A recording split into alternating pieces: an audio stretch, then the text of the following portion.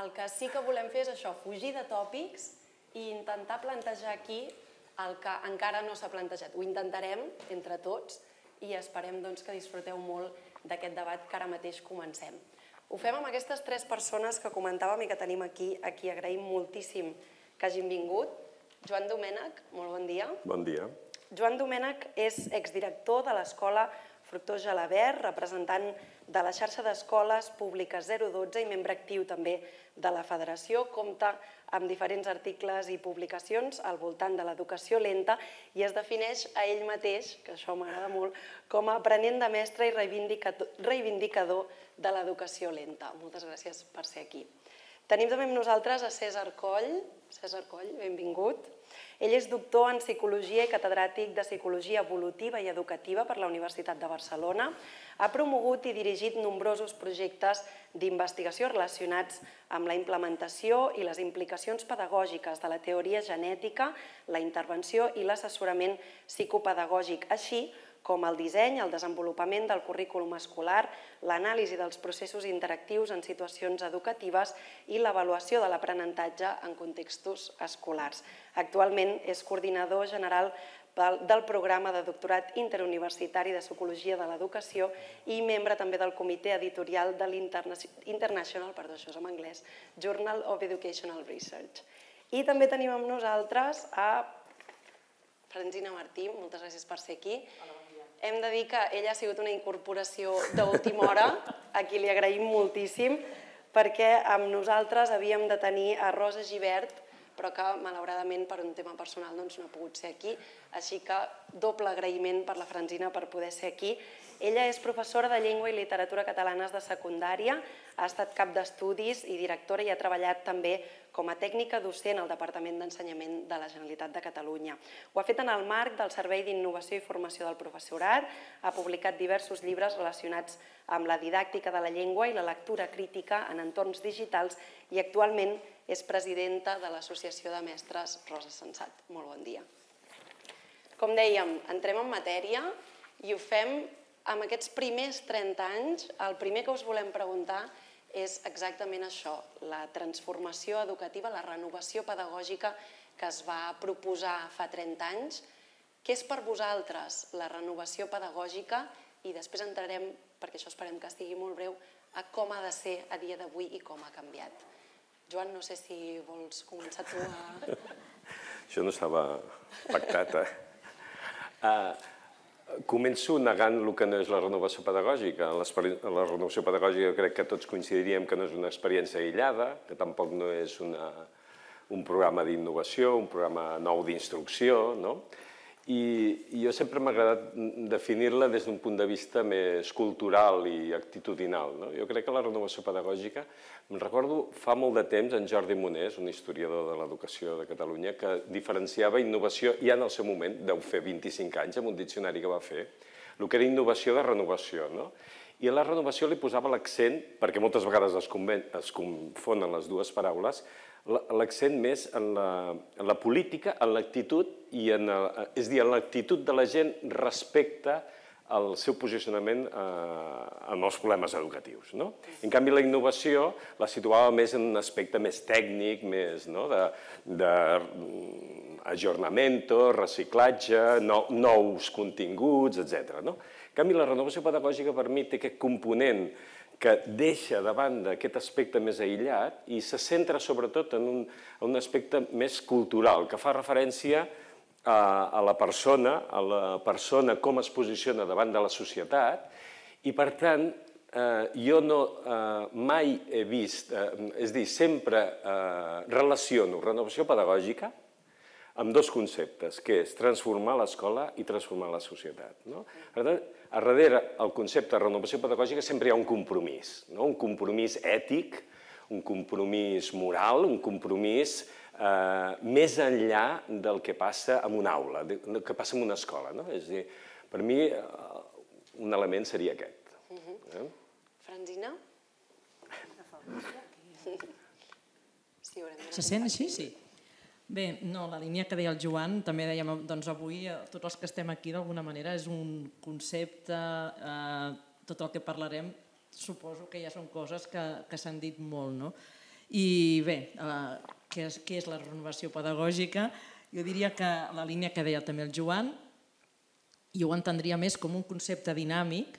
La paraula renovació pedagògica, el concepte aquest renovació pedagògica pel fet de ser un concepte que portem en el nostre país durant molts anys, sembla de vegades que sigui una cosa antiga, una cosa vella. O sigui, les noves generacions, quan parlem de renovació pedagògica, es pensa, bueno, renovació pedagògica sembla que hagi de ser alguna cosa nova, però és una cosa que fa molts anys. Jo entenc, per tant, que la renovació pedagògica és un concepte dinàmic, un concepte que mai acaba i que, per tant, sí que té a veure amb això que deia abans també el Joan, amb aquesta transformació, i que, per tant, és una transformació que no s'acaba mai, perquè el compromís que tenim amb l'escola, el compromís que tenim amb la pedagogia, ha de ser un compromís que estigui d'acord amb els temps. I, per tant, la nostra, diríem, responsabilitat des de la pedagogia és fer que el que fem a l'escola sigui interessant. Una de les coses que dèiem que és, avui parlem també sempre pensant en el que fem cada dia, és a dir, amb els infants i amb els joves que tenim a l'escola, i per tant el compromís de la renovació pedagògica és adaptar-nos, adaptar les necessitats dels infants i dels joves i de la societat al que es fa a l'escola. I a vegades, justament, el que es fa a l'escola queda molt separat del que és la vida, del que és les necessitats, els interessos dels infants i joves, i per tant el compromís de la renovació pedagògica ha de ser aquesta constant adaptació als temps, constant adaptació a les necessitats i els interessos dels infants i dels joves i, per tant, de la societat, perquè entenem que els infants i joves són una part molt important de la societat, no del futur, sinó del present en aquests moments. No sé si una mica és... César? Gràcies. En la mateixa línia que han dit els companys, jo només subratllar dos aspectes. Un, jo entenc que la renovació pedagògica està lligat a una actitud d'inconformisme. Crec que això és important assenyalar-ho perquè sempre, diguem-ne, els renovadors en pedagogia han estat d'alguna manera gent, no diré enfrontats al sistema, però sí amb moltes ganes de canviar el sistema en profunditat. Això lliga amb algunes de les coses que ho diuen, però crec que és important subratllar aquest fet. Perquè si sense aquest fet, crec que no podríem parlar de renovació pedagògica. Parlaríem d'una altra cosa, no sé si d'innovació o de millora o de transformació, però aquest aspecte d'insatisfacció permanent i, per tant, de voluntat de millora, no només de transformació, sinó de millora que va més enllà de l'escola, crec que és un aspecte important. El segon aspecte que volia remarcar és que quan un mira la història de l'educació, no només aquí, al nostre país, sinó arreu del món, se'n dona compte que realment hi ha dos factors íntimament relacionats que han fet evolucionar i millorar l'educació, perquè jo soc dels que crec que ha evolucionat i ha millorat molt, encara que a vegades es digui que no ha canviat res, que tot segueix igual i que el del segle XIX i XXI, jo crec que ha canviat molt i que ha millorat molt i que realment s'han assolit moltes fites i després potser tindrem ocasió de comentar-ho. Però crec que sempre els moviments de renovació pedagògica, aquí i fora d'aquí, han estat els veritables motors de la millora i de la transformació de l'educació. No han estat les teories, ni psicològiques, ni sociològiques, ni pedagògiques, jo diria. Que en tot cas el que han vingut a fer és a reforçar, diguem-ne, aquests moviments que venen des de la base i des de l'escola i des del propi sistema educatiu. Quan un mira els grans renovadors a nivell històric, des de Frenet, Piaget, Claparet, diguem-ne, Dewey, aquí i allà i a tot arreu, el moviment d'educació progressista americana sempre troba el mateix. Diguem-ne que aquests han estat els veritables motors transformadors i aquest és el repte que tenim. Continuar sent, des de la renovació pedagògica, mantenir aquest esperit d'inconformisme i continuar fent aportacions realment de millora per a l'educació. La Francina comentava aquest tema de que sempre és evolució. Nosaltres agafem 2 punts avui perquè celebrem els 30 anys, que és fa 30 anys i avui. Contra què som inconformistes a dia d'avui? Què és avui la renovació pedagògica en diferència a aquells 30 anys, aquell primer moment que la Pilar comentava, en el que comença amb molta empenta un projecte com aquest? Hi ha 2 coses, seré breu. Una, jo crec que és, a diferència de fa 30 anys, hi ha una diferència que és que el discurs tècnic sobre l'escola.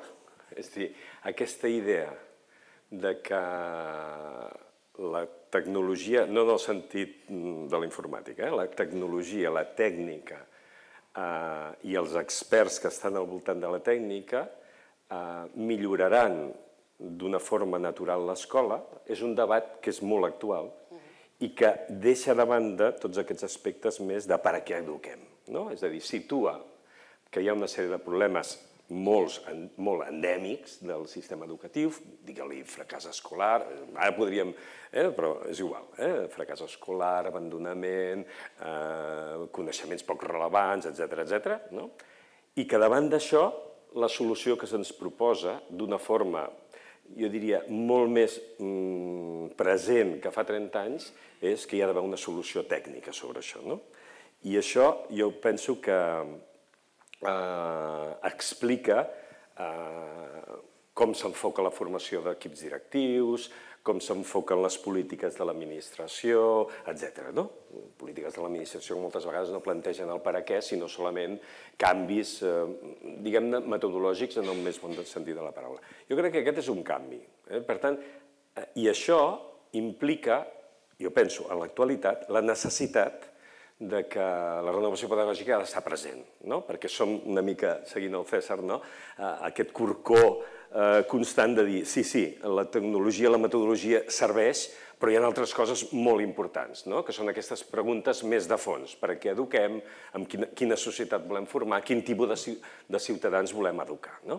I jo crec que el discurs aquest tècnic fa 30 anys hi era, però hi era amb un altre nivell, molt més superficial. Jo crec que en aquests 30 anys, o en aquests 35 o 40 anys últims, aquest discurs de que la tècnica ho solucionarà tot ha calat bastant, sobretot en sectors, jo diria, de l'administració i sectors també professionals.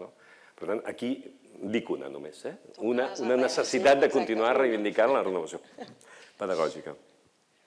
Bé, la pregunta que feies era què ha canviat en aquests 30 anys i, clar, la resposta és bastant òbvia perquè el món ha canviat moltíssim. I llavors, esclar que el que es plantejava fa 30 anys i el que es planteja ara ha de ser ostensiblement diferent. El món ha canviat i jo apuntaria uns quants factors, n'hi ha molts, però un jo diria que és el pluriculturalisme que tenim a les aules avui, aquest món que ha entrat, que abans ens plantejàvem fa 30 anys una qüestió com la immersió lingüística, per dir-ho d'alguna manera, el català-castellà, i ara ens trobem que, per exemple, en aquest sentit, o la llengua a l'escola, que va ser també un dels factors importants de la renovació en aquest país, que va ser que el català fos la llengua de l'escola, ara ens trobem en un món que no té pràcticament fronteres, en què volem que la nostra llengua continuï tenint la presència com a país que ha de tenir, però també aquesta cultura que tenim avui, aquest país que tenim avui, que és un país on hi conviuen moltes cultures diferents, jo penso que és un dels factors importants que ens hem de plantejar com a renovació pedagògica i com atenem tot aquest pluralisme. Una altra qüestió que jo penso que també és important i té a veure amb el que també comentàvem abans, tu deies com a inconformisme, pel que fa l'inconformisme dels mestres o de la pedagogia, és també el món desigual en què vivim. I potser fa 30 anys les desigualtats que vivíem com a país no eren tan grans com són ara i també és una cosa que ens preocupa i és una cosa que hem d'atènyer des de diferents sectors, des dels mestres però també des de les institucions públiques. I una altra qüestió que també penso que és important i que també ha canviat en aquests anys és la qüestió que les famílies dels nens i nenes que venen avui a les escoles són famílies diferents de fa 30 anys, són famílies que estan molt implicades o molt preocupades en l'educació dels fills i que d'alguna manera en aquests moments penso que les famílies empenyen bastant el carro perquè les coses que es fan a les escoles siguin diferents al que seria l'escola tradicional. Jo afegeixo aquests 3 factors. Hi ha més, però bueno. I César, qui ha tret aquest concepte d'inconformisme que m'agrada molt? Afegint, diguem-ne, el que diuen els companys, jo diria que tinc una postura una mica radical al respecte. És a dir, jo crec que la renovació pedagògica del futur no es pot assemblar gairebé en res d'aquests últims 30 anys, de la mateixa manera que crec que l'educació formal i escolar del futur acabarà per no semblar-se gaire a la que avui en dia tenim. Per què? Perquè considero que han canviat bàsicament tres coses que són tres pilars del model d'educació que tenim i tres coses que són la base del model d'escolarització que tenim. Una és, ha canviat el què ensenyar i què aprendre, perquè han canviat les pràctiques socials i culturals.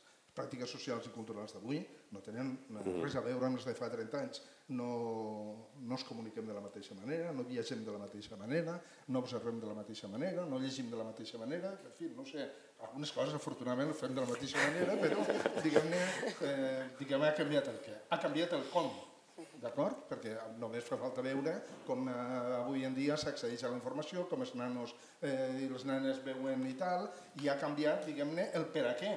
Abans estava molt clar, diguem-ne, quan algú no volia estudiar alguna cosa i els pares li deien no, és que has d'estudiar, perquè era obvi que l'educació tenia un paper de, com es deia, ascensor social evident, no? Bueno, ha canviat el què, ha canviat el com, ha canviat el per a què, per tant, diguem-ne, aquella renovació pedagògica que han vingut practicant, que tenia a veure per modificar coses, per així dir-ho, dintre de les coordenades globals del sistema, millorar el currículum, millorar la formació del professorat, millorar els materials, millorar la tecnologia. D'alguna manera, el que ens ha canviat són les coordenades i, per tant, ens hem de plantejar, diguem-ne, que la renovació s'ha de fer sobre la base d'un model que ja no és aquell que coneixem o no ho serà, o en bona part no ho serà. El problema és que no sabem quin serà.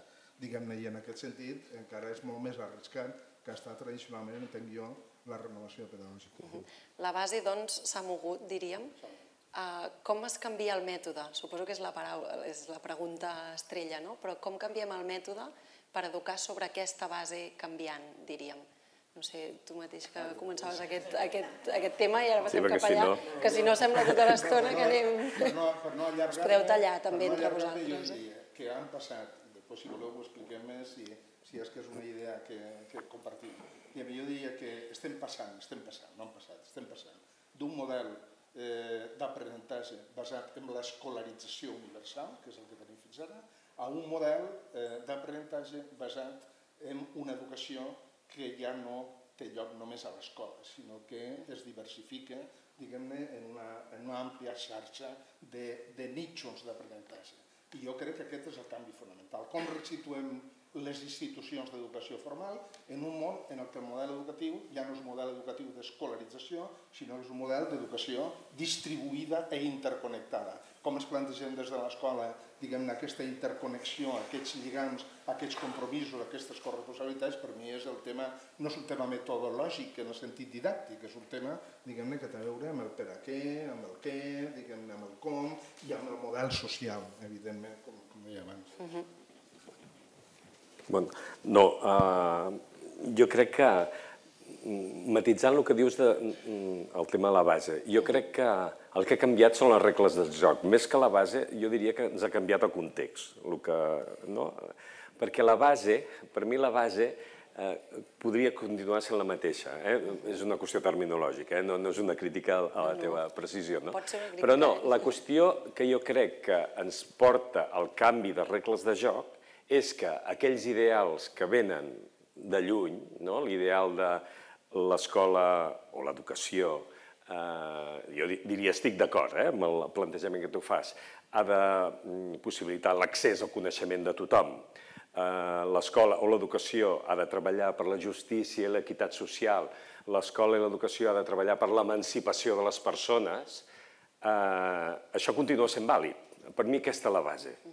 I això continua sent la base en un context molt diferent. Per tant, la renovació pedagògica per mi té sentit en tant que hem de repensar les nostres pràctiques, les nostres metodologies, les nostres maneres d'organitzar l'escola, les nostres maneres de pensar el currículum en funció de que aquests principis, aquesta base continua sent vàlida i l'evolució de la societat ho ha posat en entredit. I ho ha posat en entredit en cada un dels aspectes. Tu has parlat del coneixement, jo podria parlar del tema d'emancipació. En aquests moments tenim una sèrie de problemes que fa 30, 40, 50 anys eren problemes locals i en aquests moments són problemes planetaris que ens afecten, per exemple, el futur com a espècie. Llavors, això és un context que l'escola no pot, és a dir, ens obliga a repensar què vol dir emancipar-se, què vol dir construir una ciutadania diferent amb unes condicions absolutament diferents que teníem fa 50 o fa 70 anys. Per tant, a mi em preocupa això, és a dir, que em preocupa i dona valor a la idea aquesta d'insatisfacció permanent. Per tant, però reivindicant aquesta essència, aquest debat sobre educació, més enllà d'un debat sobre progressisme o no progressisme o d'altres ismes que hi poden haver i que hi poden haver a l'actualitat. Jo continuant en la línia dels meus companys també, perquè em sembla que amb això estem d'acord. És un desastre, no hi ha debat aquí. A veure si després vosaltres... Per posar una mica de polèmica, però de fet, tu deies abans, César, que ets radical. Jo penso que la diferència també, i en aquests moments, el debat o el canvi ha de ser un canvi radical de tot, de l'espai, del temps, de les circumstàncies, de les relacions dels agents, perquè dic dels agents, no és només mestre-alumne, sinó que a l'escola intervenen, com deies tu, molts més agents. Per tant, és un replantejament que fa 30 anys no estava sobre la taula, sinó que era com millorem l'escola potser a nivell més metodològic i també, com deia el Joan, a altres nivells, però aquest replantejament radical que ens hem de fer ara i que fa una mica de vertigen, la veritat és que és veritat, perquè és canviar-ho tot, doncs és potser la diferència important de fa 30 anys, tot i que hi ha, diríem, uns principis bàsics, que són potser principis més ètics o principis morals, que aquests principis sí que han d'estar a la base del que és l'escola. L'escola com a participació, l'escola com a aprenentatge de viure en comunitat, tota una sèrie de principis que potser són més importants que mai. Aquestes relacions personals, ara en aquests moments, en uns moments en què hi ha això, hi ha xarxes, hi ha molta virtualitat, jo penso que aquesta relació personal tu a tu que es produeix a les escoles és un valor molt important, tot i que hi ha d'haver-hi un replantejament molt radical. Però jo no me l'imagino mai, per exemple, això com no sé, s'estan fent aquests cursos MOOCs, això, que són 10.000 persones fent un mateix curs. Jo a l'escola, si té en aquests moments algun sentit, que no sé, si el té, sí que en té, esperem que sí. Jo dic per posar una mica també de polèmica, jo penso que és aquest aprenentatge a viure en comunitat. Li veig que és una part molt important. Començaria per aquí. Per on començaríeu vosaltres a fer? Perquè clar, aquí volem parlar de futur. Hem dit, intentem fugir de tòpics. Som-hi, ens arremanguem. Per on es comença? Encara que siguin coses molt senzilles, per on començaríeu? Jo tinc 3 propostes. Vinga. Diguem-ne una, acabar amb normatives que homogeneitzen el sistema. Crec que és un horror. Diguem-ne, és igual. Inclús aquelles normatives ben intencionades que estan dirigides a apoyar la renovació pedagògica, si són homogeneitzadores jo les prohibiria, és dir, no les faria. És dir, no es pot homogeneitzar el sistema, és contradictori amb tot el que estem dient, inclús una homogeneïtzació, diguem-ne, ben intencionada. Punt número 2. Acabaríem un currículum obligatori com l'entenem avui en dia. Acabaria amb un currículum obligatori com l'entenem avui en dia. És a dir, no trauria el currículum, però faria una diferència molt clara entre allò que és absolutament necessari que tothom aprengui, perquè si no aprèn sabem que serà un exclòs, de tot allò que ens agradaria que tothom sàpiga, però que tot no es pot saber, perquè en el món actual tot no es pot saber, i com tot no es pot saber, doncs llavors deixaria un ample marge de maniobra perquè la gent pugui elegir sobre allò que vol saber i que es pugui respectar les opcions, els interessos i objectius d'aprenentatge. Aquestes són, diguem-ne, les dues coses fonamentalment que jo faria. I 3, acabaria amb la unitat espai-temps de l'escolarització. Perquè, clar, estic una de les coses avui en dia, jo soc dels que crec que les TIC, contra tot el que a vegades pensem, acabaran suposant un canvi radical de l'educació. Però no perquè ens ajudaran a aprendre millor, sinó perquè, clar, quan un té una cosa que se l'emporta amb ell i ahir té tots els recursos, tots els contactes, totes les experiències i tal, vol dir que allò que s'aprèn en un lloc i en un moment determinat, és a dir, quan s'està a l'aula, quan s'està al centre, s'ha acabat. I per tant, diguem-ne, replantejar tot el tema de les TIC des d'aquesta perspectiva i veure-les com eines transfrontereres que poden permetre establir lligams entre contextos d'aprenentatge, crec que seria una altra línia d'acció molt recomanable per començar. Per començar. No, per començar i... Per començar i seguir. Un altre dels punts, clar, aquí em sembla que la majoria dels que jo els que us conec, la gran majoria són mestres, no? I penso que també en la línia que deia el Cèsar està demostrat que les lleis, per més que s'entestin, no canvien la pràctica, no canvien la realitat, no? I d'alguna manera aquesta lluita sense normatives penso que és important, però una cosa important per començar és que els mestres, que són la majoria que estem aquí, és creure'ns protagonistes també. És a dir, no obeir d'alguna manera el que ens ve, diríem, donat per... Ara, llàstima que hagi marxat les autoritats i la consellera, però creure'ns, també ara es parla molt que l'alumne ha de ser el protagonista del seu aprenentatge, i els mestres? Els mestres hem de ser també protagonistes de la transformació de l'escola, però això ens ho hem de creure tots. Ens hem de creure que nosaltres podem ajudar a transformar l'escola i que som uns dels agents importants.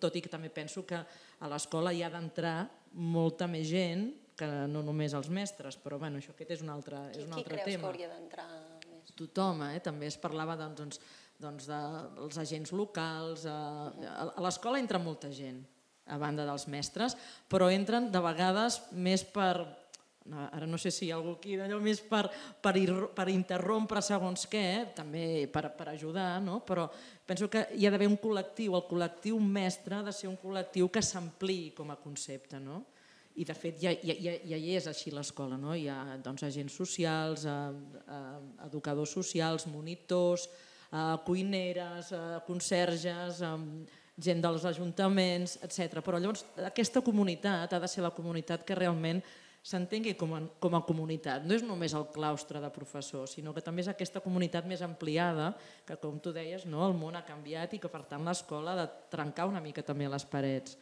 Però jo com que a més soc mestra i crec en la meva feina, penso que també els mestres tenim un paper molt rellevant en aquests moments de creure'ns que podem ser uns agents realment transformadors sense necessitat que ens vingui donat de dalt i començar a treballar.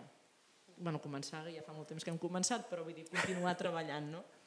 Sí, sense cansar-nos gaire, No, jo apuntant, jo estic absolutament d'acord amb les propostes i apuntant, intentant anar una mica més al fons, no? La primera i la segona fantàstiques. La primera pregunta que has plantejat, Cèsar, la pregunta que em faig és quina administració ho ha de fer possible? És a dir, aquí tenim ja un punt concret, no? I ens trobem amb una tradició d'administracions reglamentistes que burocratitzen les coses, que entenen la innovació com que ha d'estar organitzada, regulada, impulsada, normativitzada per el Diari Oficial de la Generalitat. És a dir, aquesta és la primera qüestió, no? És a dir, que perquè el canvi aquest sigui possible, el primer que caldria fer és pensar l'administració des d'un punt de vista absolutament diferent. Deixar una mica aquest paternalisme, ho dic d'una manera suau, de l'administració, de dir com que el professorat i els centres són incapaços de transformar res, jo dir com s'han de fer les coses, com s'han de millorar, com ha de ser una escola de qualitat, com ha de ser un currículum innovador, etc.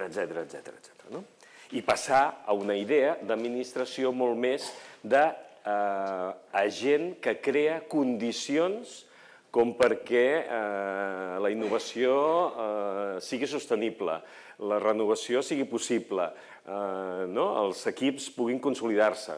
Una administració que hauria de centrar el 90% de la seva acció i actuació concreta i quotidiana en crear condicions per afavorir això. Aquesta és la primera condició. El segon, jo crec que dificultat que tenim és el professorat. En el professorat continuem, per moltes raons, no cal analitzar-les, conviuen cultures diferents i això ho hem d'acceptar. I jo crec que les reformes moltes vegades, des de la LOCSE fins a totes les altres que hi ha hagut, no han avaluat suficientment les resistències que podien tenir respecte a sectors del professorat i no han actuat en conseqüència. Actuar sobre les cultures és una cosa molt complexa.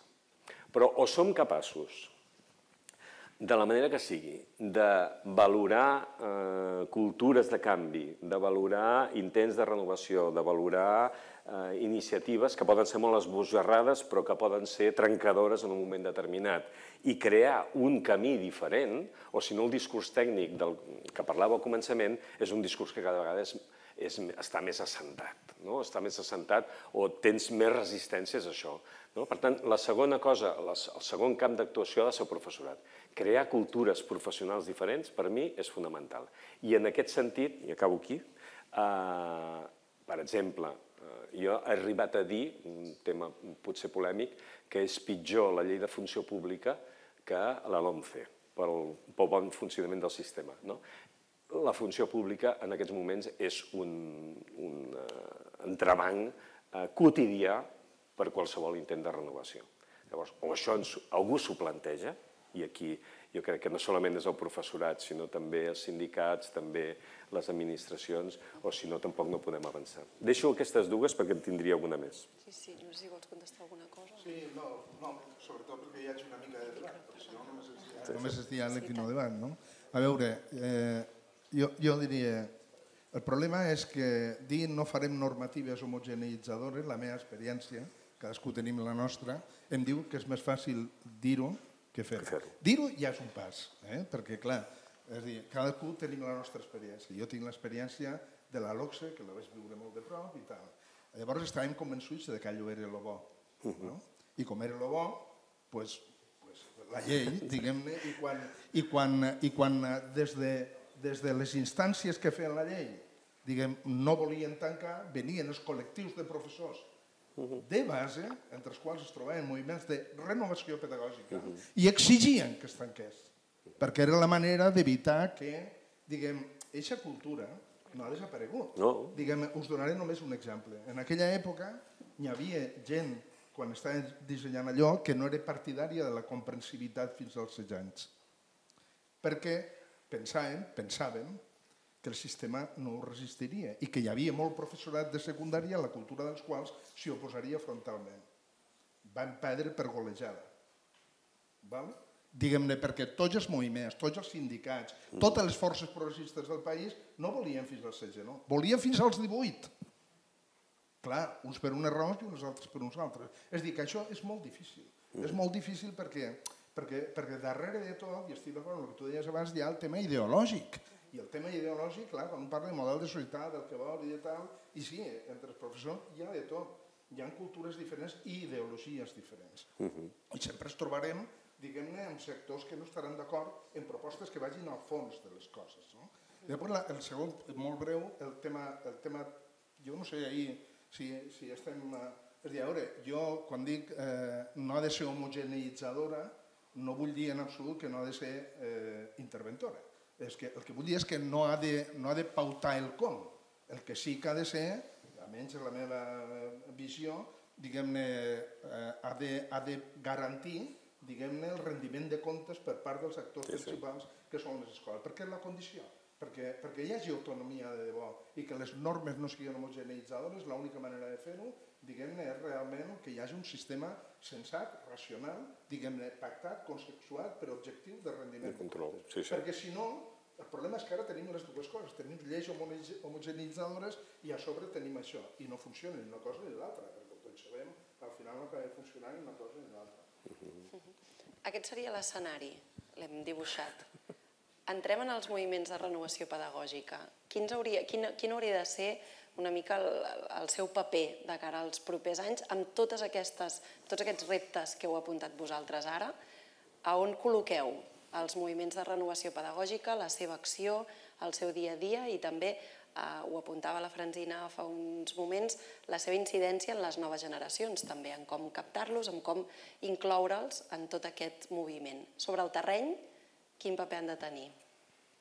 Bé, jo diria 3 coses també, no? Sempre són 3 coses. Una és, jo penso que la importància de ser, com a moviments, un punt d'acollida, és a dir, un punt de trobada entre els mestres, entre els docents, aquest penso que és un factor important. Moltes vegades hi ha mestres que en el seu equip, a la seva escola, no han trobat el lloc, diríem, on comunicar les inquietuds, i això ha estat una mica el que han recollit els moviments de renovació pedagògica. Penso que hauríem de fer potser un pas més i que aquest punt d'acollida no sigui tan individual, sinó que també els moviments recullin els equips o el sentir dels equips. I per tant, això continua sent vigent, aquesta necessitat d'aquest espai de trobada, aquest espai de debat, de comunicació, i és un dels punts importants que hauria de fer un moviment de renovació pedagògica. Per altra banda, hi ha un aspecte important, que és el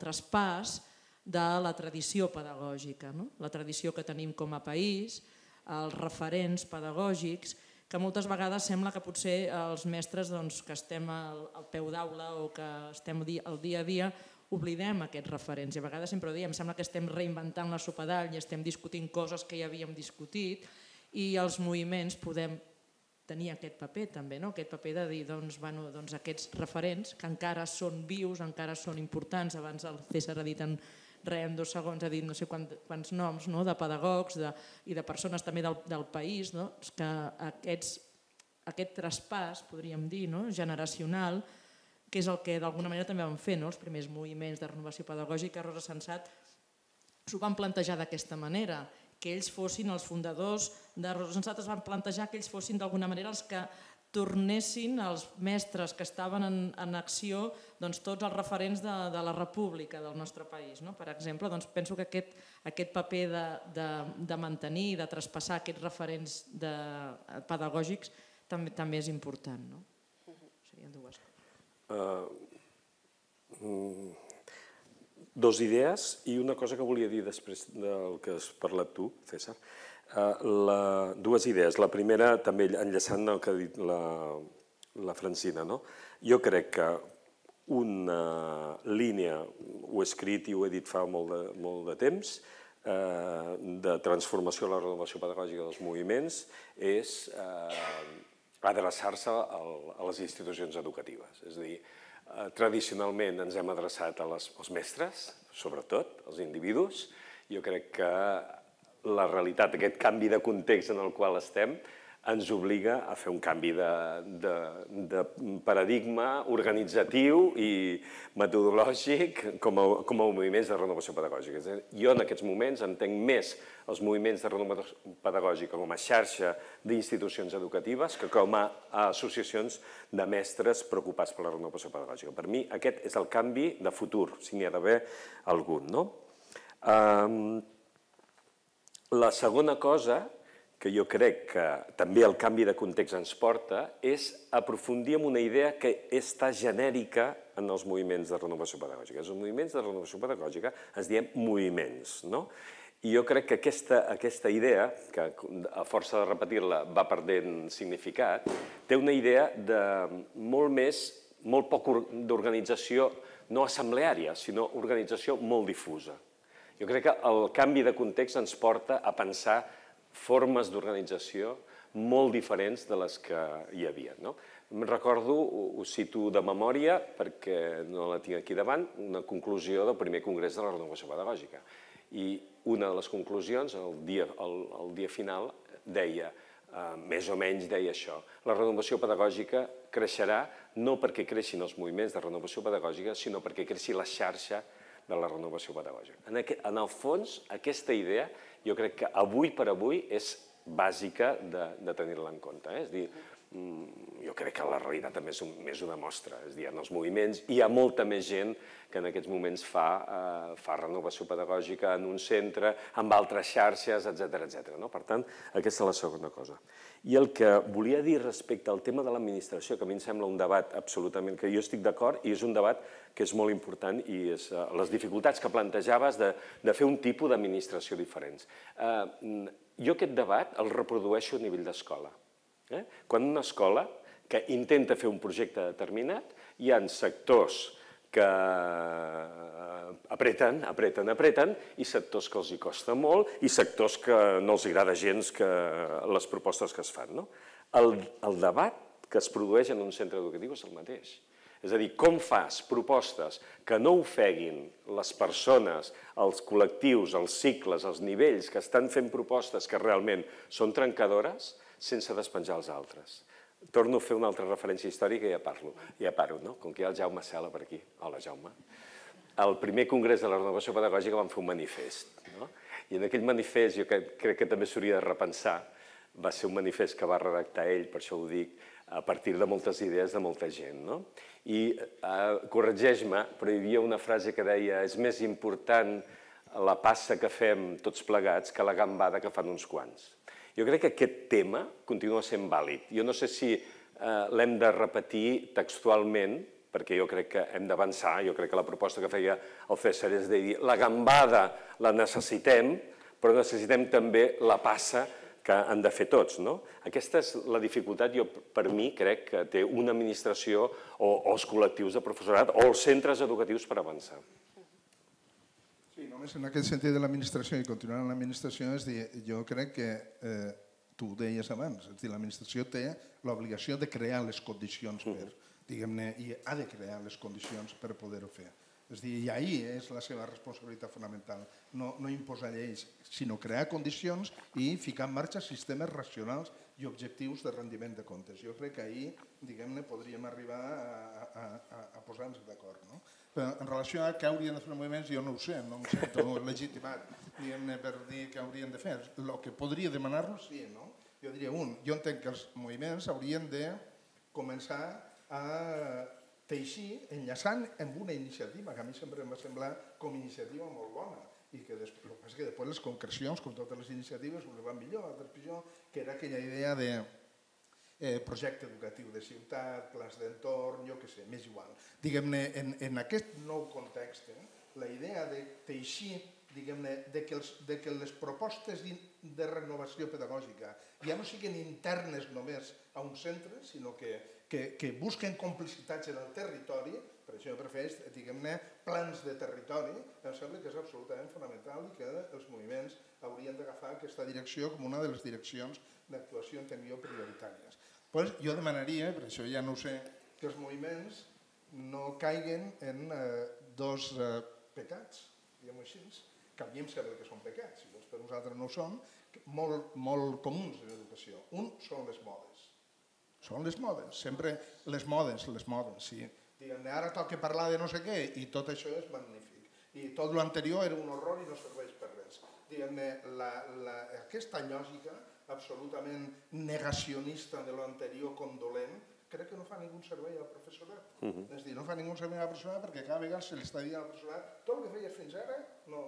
És a dir, quan treballeu per continguts, allò era un horror. Ara s'ha de treballar per capacitats. La gent comença a treballar per capacitats. No, això no. Ara venen les competències. Però el mal no és que vinguin. El mal és que es presenten com si fos, diguem-ne, l'alternativa a l'anterior dolent. Jo crec que els moviments haurien de ficar en els seus principis un principi de dir i ens neguem, diguem-ne, a presentar les noves propostes com sempre negadores de les anteriors. I un tercer aspecte que jo demanaria és que siguem més bel·ligerants en la reivindicació del coneixement expert. És a dir, no sé per què tenim por al coneixement expert. Totes les professions, totes, es basen en un coneixement expert. Més els advocats, els economistes, tothom és periodista, tothom té un coneixement expert. Els mestres no. Els mestres no el reivindiquem i tot val. No tot val. És a dir, hauríem de reivindicar un coneixement expert com un coneixement pedagògic i convertir-nos, diguem-ne, en garants d'aquest coneixement expert. I I que no passa allò que va passar, com sabeu molt bé, d'aquella ministra que 2 dies després de prendre posició, ministra, diguem-ne, del govern espanyol, va dir allò de jo seré molt bona ministra. I van preguntar per què, ho sabeu, no? I va dir sí, perquè no sé res d'educació. No sé res de pedagogia. Clar, diguem-ne, perquè no es té la consciència que és un coneixement expert. I ahir nosaltres tenim molta responsabilitat, tots, els que estem a les escoles, els que estem als moviments, els que estem a la universitat, però els moviments haurien de ser especialment bel·ligerants en aquest punt. Haurien de ser especialment bel·ligerants, crec jo. Home, i ara tenim un coneixement expert que precisament el que posa sobre la taula és que aquelles intuïcions o percepcions que tenen centenars, han tingut centenars de mestres, s'ha demostrat que les coses van per aquí. Vull dir que jo crec que... No, i també en la línia aquesta, la funció que han fet els moviments al llarg de la història i que encara es necessita és aquesta empenya cap a l'administració, però des de l'exemple que les pràctiques que es fan a les escoles, d'alguna manera, que formen part d'aquests moviments de renovació pedagògica, han d'empènyer cap a aquest canvi. És a dir, des dels moviments, la relació que hi ha hagut moltes vegades també amb les administracions ha estat de reivindicació, però aquesta reivindicació penso que té més, d'alguna manera, autoritat, sempre i quan hi hagi al darrere una pràctica que ho avali, això. I per tant, jo penso que continua sent important que hi hagi una reivindicació de les millores en educació, dels canvis que s'han de formar, però sempre a partir no només d'un discurs purament abstracte o ideològic, sinó a partir d'evidències, a partir de pràctiques i a partir de propostes més concretes. Una cosa que abans has dit, Florcina, que volia insistir en això, a mi em sembla molt important la idea aquesta de les propostes noves, per molt radicals que siguin, anclar-les en el passat i de transmetre... És dir, no començar de zero cada vegada, que tenim una certa vici, diguem, de voler començar cada vegada tots, plegats. Llavors crec que aquesta idea d'atrevir-se a plantejar coses noves, apoyant-les en l'anterior, per molt radical que siguin, jo crec que això seria molt bo, diguem-ne, absolutament per tot. O sigui que jo, aquesta idea és una de les coses que demanaria com que també la interioritzem i que la practiquem. Hem parlat de l'administració, ha sortit una mica també l'escola. Qui acompanya l'escola en tot aquest procés? Perquè aquí dèiem la majoria són mestres, però evidentment també hi ha molts altres àmbits del món de la pedagogia. La primera línia, que podríem dir, primera línia de guerra, el primer front que és l'escola, a qui l'ha d'acompanyar en aquesta renovació i sobretot en aquesta innovació que moltes vegades es posa com a bandera i potser ho és o potser no, potser hem de tornar als orígens. Qui ha d'acompanyar-la?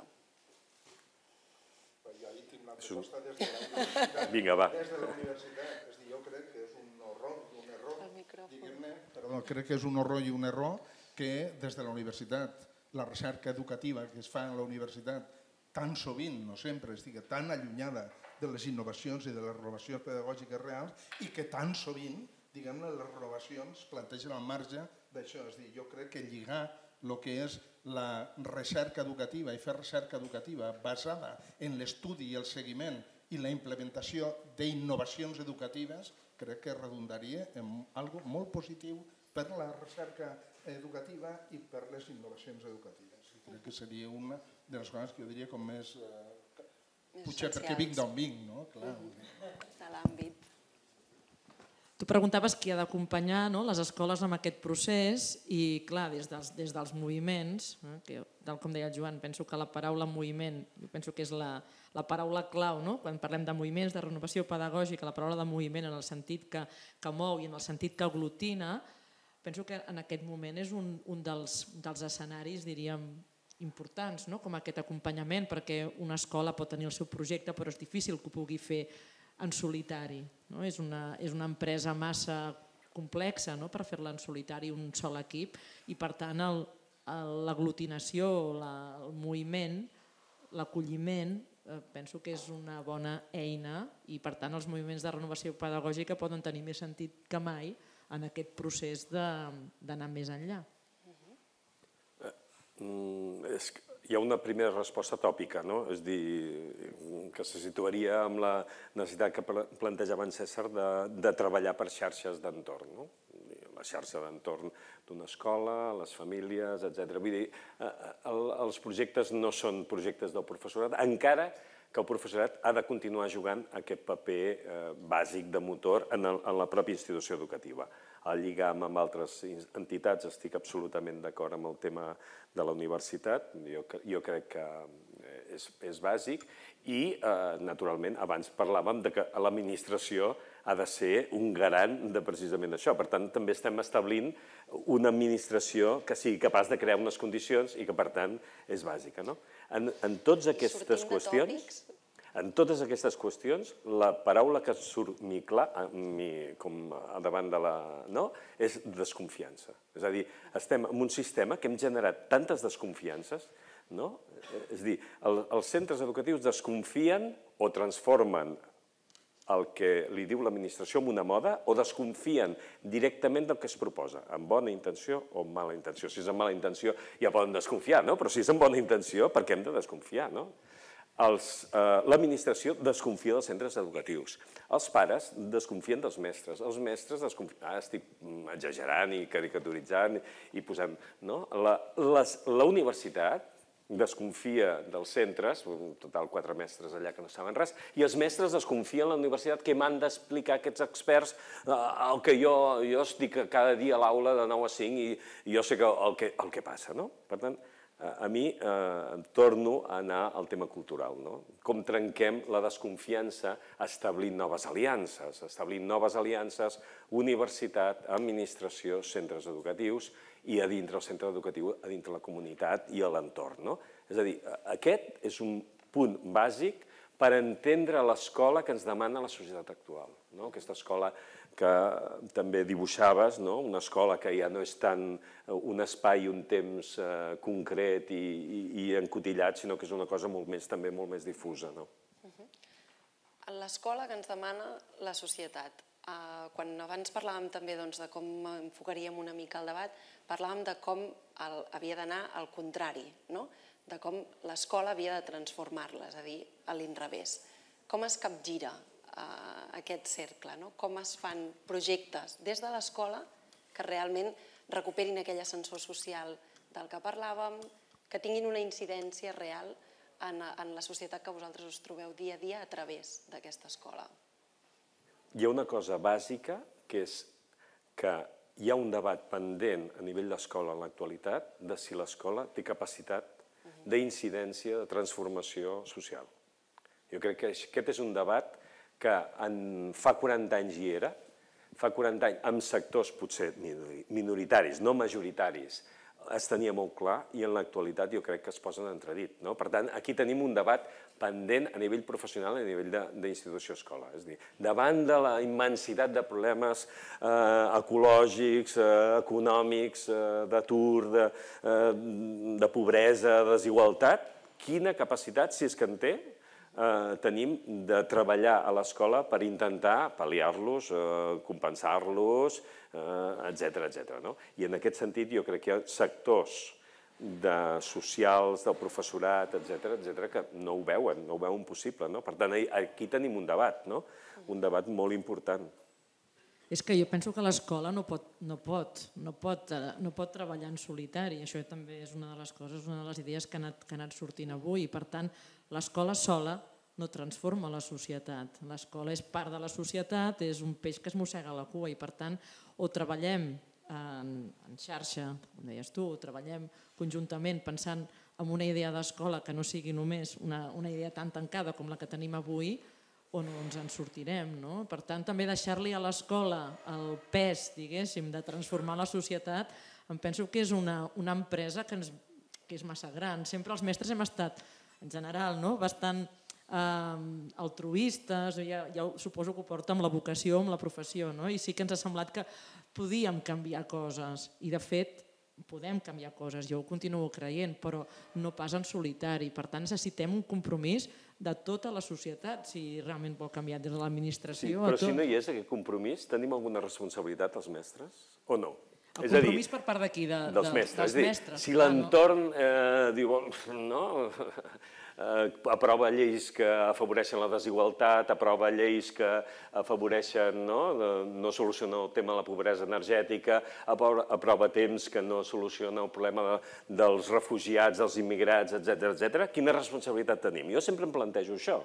Davant d'un context, és a dir, jo estic d'acord, Francina, però, és a dir, els problemes no els podem solucionar sols, però en un context advers, quina responsabilitat encara tenim? El que no podem fer és excusar-nos, ja sé que tu no ho planteges, però hi ha una lectura que diu, com que tots aquests no canvien, què voleu que faci, no?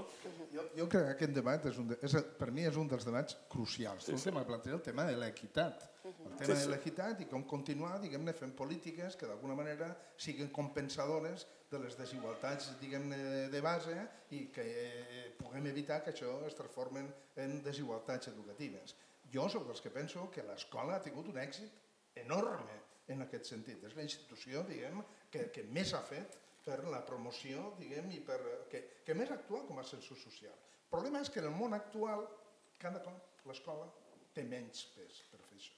Per què? Perquè en la mesura en què hi ha més espais, temps, on realment s'aprenen coses importants i valorades socialment, diguem-ne així, perquè no hi hagi ambigüitat, clar, diguem-ne, les inequitats que es colen per l'accés o no a aquests entorns d'aprenentatge són cada cop més grans. Més potents. Llavors, això em porta a una reflexió política, que més enllà de lo pedagògic, els moviments de renovació pedagògica, com això no és independent de la seva acció com moviments de renovació pedagògica, haurien de reivindicar una altra cosa que em sembla que es dedueix claríssimament de tot el que estem parlant.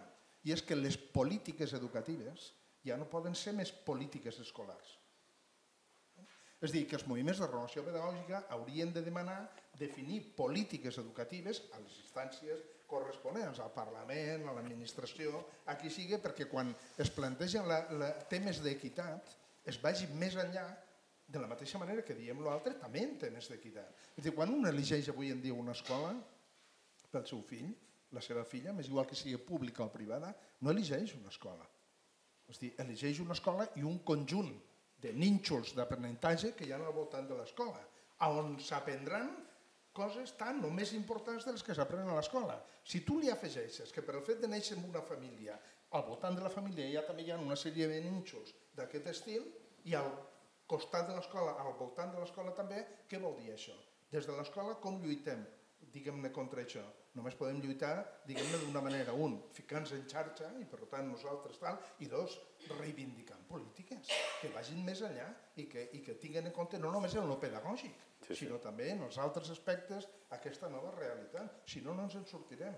I la veritat, jo ja estic cansat d'escoltar cada vegada que PISA diu que l'escola catalana i espanyola és dolenta. I m'agradaria un dia llegir que PISA diu que la societat espanyola i catalana no té èxit educant els seus fills i els seus joves, perquè clar, és la societat, no és l'escola. L'escola part de la societat i cada cop serà més, això s'anirà cada cop, per molt que fem a nivell d'escola. Si no es fa res a nivell una mica més ampli, diguem, cada cop això anirà més, crec. El que sí, per afegir una altra qüestió al debat, l'escola a vegades ha pogut canviar situacions i tots en som protagonistes i tots d'una manera bastant heroica. En aquest país tenim un exemple que, no sé, potser no s'ha dit prou o no ho hem publicitat prou, i és que amb les darreres onades que hem tingut d'immigració, l'escola això ho ha absorbit d'una manera, jo diria, titànica o heroica o quixotesca fins i tot, no? Penso que és exemplar l'esforç que s'ha fet aquí en aquest país per integrar tot de nens, nenes, joves que han vingut de totes les parts del món i que d'alguna manera, potser no al 100% del que haguéssim volgut, però que s'han integrat en la societat i que l'escola ha estat de vegades el que ha fet també integrar les famílies, no? I per tant, això també ens diu que l'escola, tot i ser difícil, però que pot canviar coses. I això s'ha fet amb els mestres i s'ha fet amb els recursos que tenim i amb les circumstàncies que tenim, que no són les millors, com està demostrat i com es veuen els diaris cada dia, no? Perquè la inversió que es fa en ensenyament en el país és molt baixa comparada amb altres països, etc. I tot i així tenim un potencial que és un potencial a felicitar-nos també com a professionals. Ha de pujar l'autoestima, no?, entre una cosa i l'altra. Joan, no sé si tenies alguna cosa a dir. No, ja està, ja us volia preguntar també, amb el tema de demanar polítiques, que veig que el debat s'encara molt cap a demanar de forma bel·ligerant o no, això cadascú ja ho triarà. Bel·ligerant. Bel·ligerant, doncs decidim que sí, que bel·ligerant. Perquè estem cansats ja.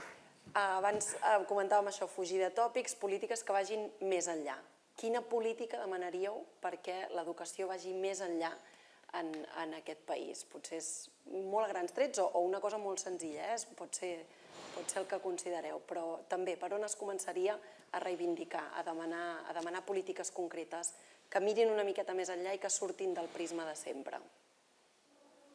Un element, empoderant els centres. És a dir, polítiques que empoderin els centres educatius i facilitin aquest treball en xarxa. Només amb això ja tirem milles, comencem a tirar milles. Les cultures és una cosa que està allà en el núvol, les hem d'anar transformant.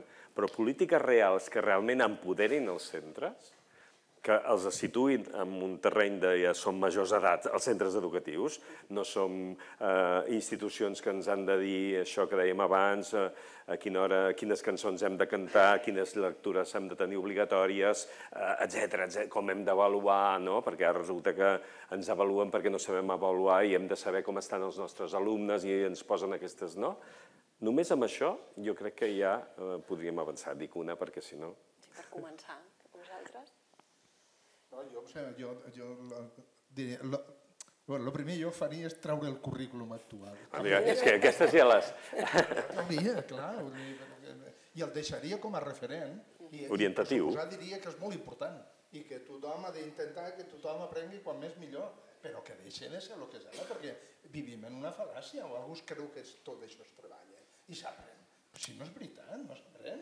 I els mestres ho sabem, i els professors ho sabem. Simplement, diguem-ne, al final acabem tallant sense que estigui clar per què tallem per allà, però tallem moltes vegades, perquè la dinàmica porta allà.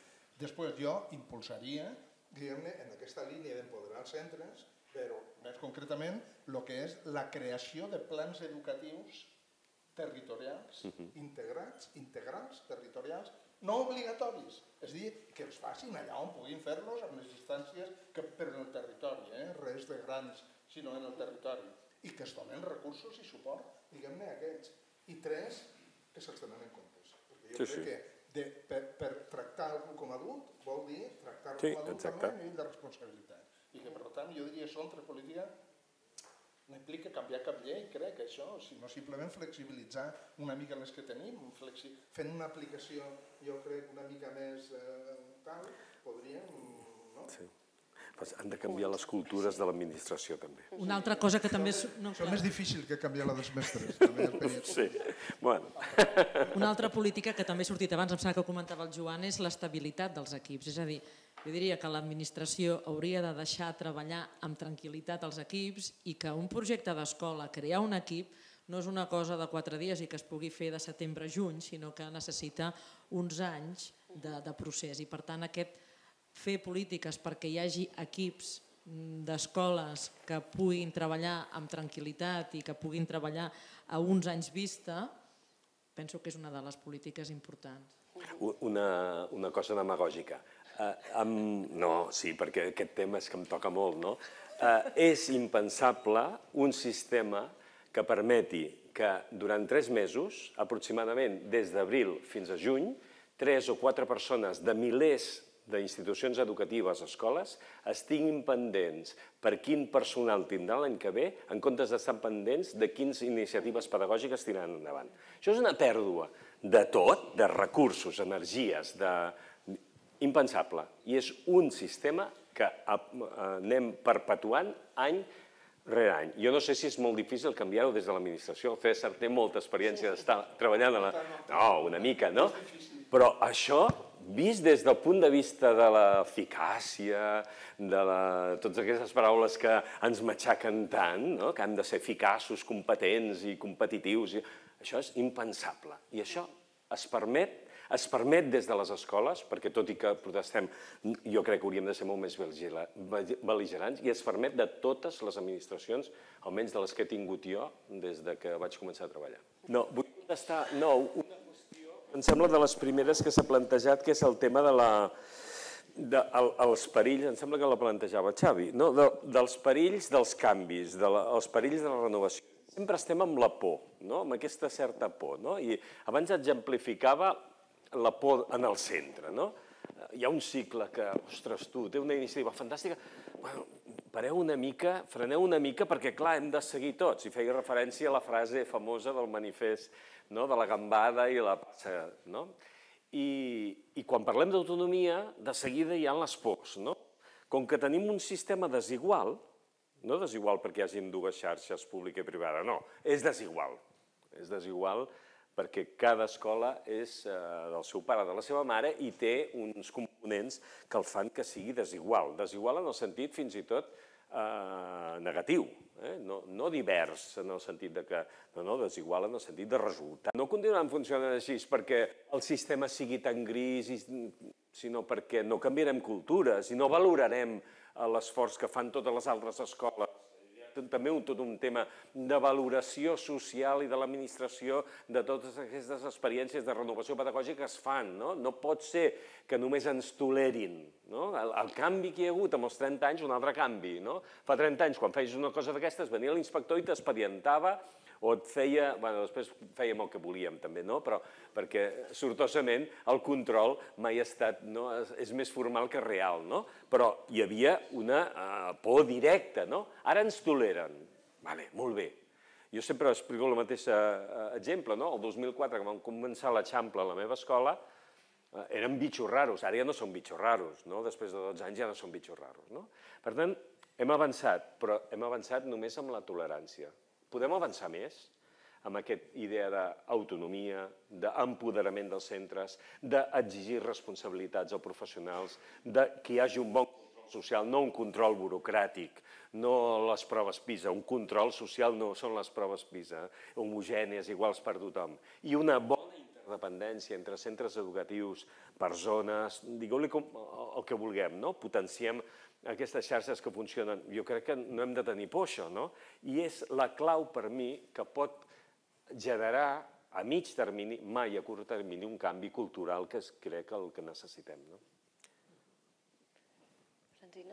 Bé, jo per acabar volia fer una reflexió més des de dintre dels moviments de renovació pedagògica i de tot el que heu dit, m'ha fet pensar el Raül quan deia que aquesta necessitat d'anar a buscar els mestres joves i pensava que en aquests moments, a diferència de fa 30 anys, estan sortint moltes propostes, moltes iniciatives, molts grups de mestres, que potser molts no estan federats dins de la federació i que d'alguna manera sentim que tenim la responsabilitat en aquests moments de sumar més que de ser exclusius.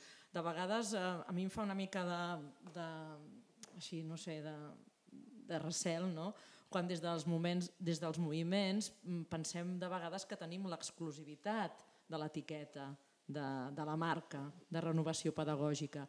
I per sort, penso que ens hauríem de felicitar que el treball d'aquests 30 anys el que ha fet possible és que surtin moltes diferents, marques o diferents iniciatives de mestres de tota mena, moviments més grans, moviments més petits, mestres que moltes vegades no saben ni que existeix una federació m'ha passat en algun lloc i de dir nosaltres som mestres que creiem que una altra educació és possible, per exemple. Llavors, penso que en aquests moments com a moviments, com a federació, sí que tenim aquesta responsabilitat de sumar, més de quedar-nos amb aquesta exclusivitat de la renovació pedagògica. Em sembla que també ho deia el Ricard abans, que quan més diversos siguem, més rics serem, i per tant jo em quedaria una mica en aquest missatge.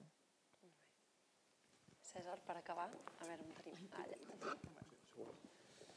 No, heu dit tantes coses tan interessants que encara estic donant voltes al que heu dit. Potser només un comentari en relació al tema que trobo que el terme està molt... escolacentrisme, diguem-ne, la cultura escolacèntrica, que crec que també la patim, tots els que estem aquí, no pot ser d'una altra manera, perquè formem part, diguem-ne, ha estat el nostre procés de socialització professional i que serà el més difícil. I ahir crec que hi ha una reflexió a fer, bueno, diverses, però jo diria un parell. Una és que està molt bé dir que l'escola ha de passar de ser l'escola com únic nus, diguem-ne, on tenen lloc els aprenentatges importants, encara que sempre hem sabut que s'aprenen coses fora, però el que es valora socialment era i continua sent el que s'aprèn a l'escola. Això ha canviat, diguem-ne, però dir hem de passar d'ahir a un altre model, ho diem, però no sabem ben bé quin és aquest altre model.